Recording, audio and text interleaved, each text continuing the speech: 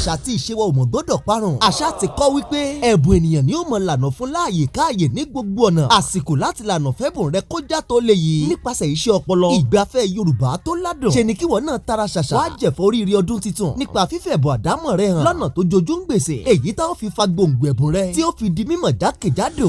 Ṣé ewì ló mọ̀ ké? Ijó jíjó, eré orí ìtàgé, ìlù lílù, ábíbílì àti bẹ́ẹ̀ bẹ́ẹ̀ lọ. Máa bọ̀ wá kópa nínú ìfigagbága ṣíṣàfihàn ẹ̀bùn rẹ kó o lè dìlú mọ̀ńká lójú ọjọ́. Bẹ́ẹ̀ ló tún jẹ́ ẹgbẹ̀rún lọ́nà ọgọ́rùn-ún náírà 100,000 naira tó fi mọ́ ọ̀pọ̀ àwọn ẹ̀bùn àwòdámi ẹnu. Ìwọ sá ti gbé àwọn ìgbésẹ̀ wọ̀nyí ló bá yege àti kópa o. Àkọ́kọ́, ya fọ́nrán lórí fóònù rẹ kó o sì dárúkọ ara rẹ àti ṣíṣàfihàn ẹ̀bùn tó o ní èyí tí ò ní ju ìṣẹ́jú kan lọ. Fi fọ́nrán ọ̀hún ránṣẹ́ sórí nọ́mbà yìí WhatsApp 081-664-03179 tàbí 070-637-08307. Ọ̀fẹ́ ní forúkọsílẹ̀ o. Èyí tí forúkọsílẹ̀ ọ̀hún ó bẹ̀rẹ̀ lọ́jọ́ 21 oṣù kejìlá December 24 wọnú ọjọ́ 4 oṣù kínní January 4 ọdún 2025. Ìgbésẹ̀ kejì lè yí o. Ṣá ti tẹ̀lé wa lórí àwọn ojú òpó ayélujára wa gbogbo Instagram, TikTok, X àti Facebook @ìgbafẹ́ Yorùbá tó ládùn. ń lo bá yege àti kópa. ẹgbẹ̀rún lọ́nà ọgọ́rùn-ún náírà 100,000 naira ń bẹ ńlẹ̀ fún olùdíje tó bá yanyan nínú ìfigagbága yìí. Gbéra mú tiẹ̀ kásìkò tó lọ. Àǹfààní ọ̀tun rèé o tó fi dìlú mọ̀ńká múlùdùn yóò gbà.